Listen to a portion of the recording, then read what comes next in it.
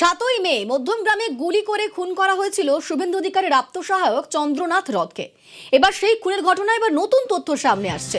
চন্দ্রনাথ খুনে মূল চক্রী সোনকার ব্রাদার্স। 6 মাস ধরে পরিকল্পনা করে খুন করা হয় চন্দ্রনাথ রথকে।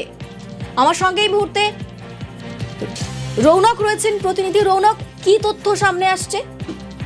দেখো, গতকালই বারাসাত আদালতে সিবিআই 11 দিনের বিরুদ্ধে চার্জশিট পেশ করেছিল এবং সেই চার্জশিটে উল্লেখ রয়েছে এই সাহেব সোনকার এবং সাগর সোনকার এই চন্দ্রনাথ রথ হত্যা মামলার মূল পরিকল্পনা করেছিল এবং 2025 সালের ডিসেম্বর মাস থেকেই তাকে খুন করার একটা পরিকল্পনা এরা করেছিল এবং এরাই মিডিলম্যান যে 3 জন ছিল, বিনয় রায়, সঞ্জয় রায় এবং বিকাশ মিশ্র, তাদের হাত ধরে ইউপি এবং বিহারের যে শুটার গ্যাং বা শার্প শুটার তাদের সঙ্গে যোগাযোগ করে। তারপরে এই সুপারি কিলিং দেওয়া হয় শার্প শুটারদেরকে এবং তুমি জানো ইতিমধ্যে এই শার্প শুটার মনু সিং সহ মোট 6 জনকে সিবিআই গ্রেফতার করেছে।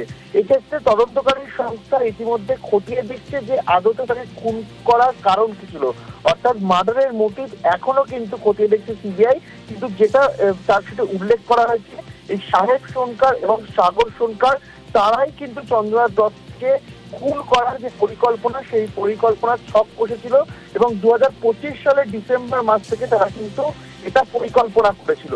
মিডিলম্যানদের মারফত হয়ে তারা ইউপি এবং বিহারের এই 6 জন শার্প শুটারকে ভাড়া করে এবং তারপরে কিন্তু এরকম পয়েন্ট ব্ল্যাঙ্ক রেঞ্জ থেকে চন্দ্রনাথ রথকে গুলি করে হত্যা করা হয়। কিন্তু কেন তাকে হত্যা করা হলো, মার্ডারের মোটিভ কি, তা জানতে কিন্তু ইতিমধ্যে তাদেরকে এখনো জিজ্ঞাসাবাদ করা হচ্ছে সিবিআই তদন্তকারী আধিকারিকদের তরফ থেকে।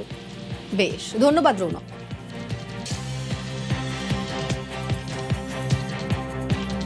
যাদের নাম পেয়েছে করেছে তদন্ত চলবে।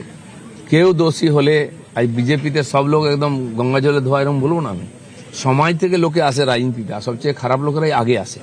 সেই জন্য কেউ দোষী হলে সে কোন পার্টি করে সেটা সেকেন্ডারি। দেশের আইন ভেঙেছে কিনা সেটা যে প্রথম, তার সাজা হওয়া উচিত।